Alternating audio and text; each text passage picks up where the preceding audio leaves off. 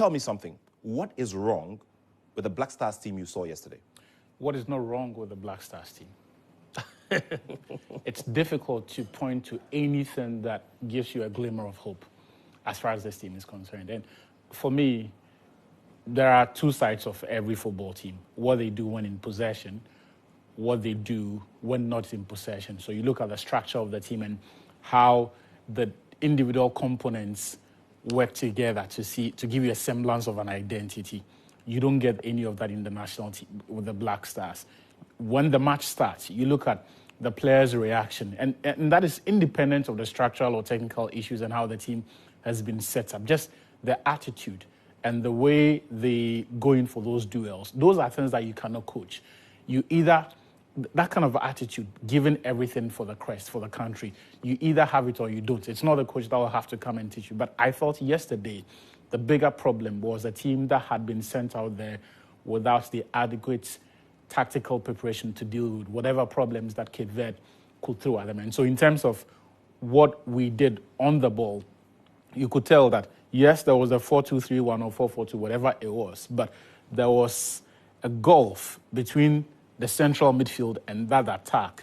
And Chris Hughton essentially asked one man, who, by the way, was making his AFCON debut for the Black Stars yesterday, to cover about a 60-yard of space between the defense and then even the attack. So whenever Ghana attempted to press, they played through us easily.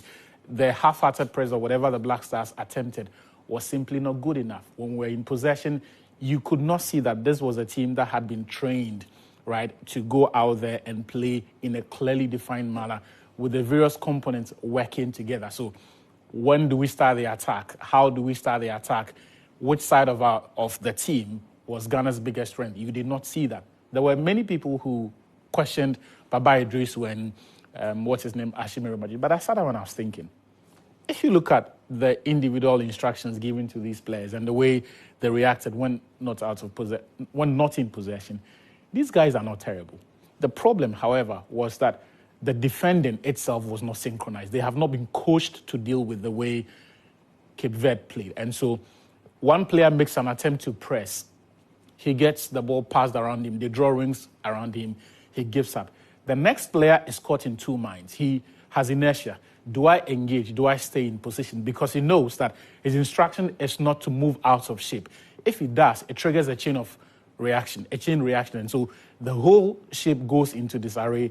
And then the other players are caught in two minds. Do we also move forward? Because for every team, the arrangements that you see on the pitch are done such that the spaces afford them enough opportunity not to overexert themselves in case they have to engage and then win possession. Look at the spaces in between Ghana's players. Every time one player pressed and then the ball got knocked around him, it didn't look coached. It didn't look synchronized.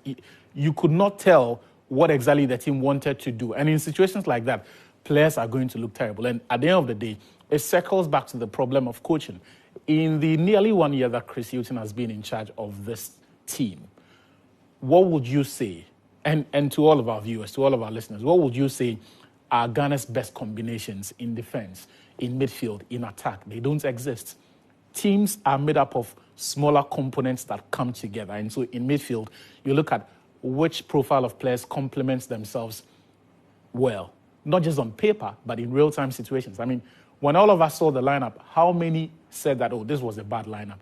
It wasn't a bad lineup on paper, but when the game starts and players are being dragged out of position, it is the muscle memory that will come to the fore. It is what they have practiced in so many hours of training session. It is what they have tried in real-time scenario and have found solutions to. That is what will come to them naturally, because the coach is not going to be there every time to scream. But what he has taken the team through over the 8 months or so that he has been in charge, the friendlies, the qualifiers, the hours of time spent on the training ground, that is what they will be able to follow.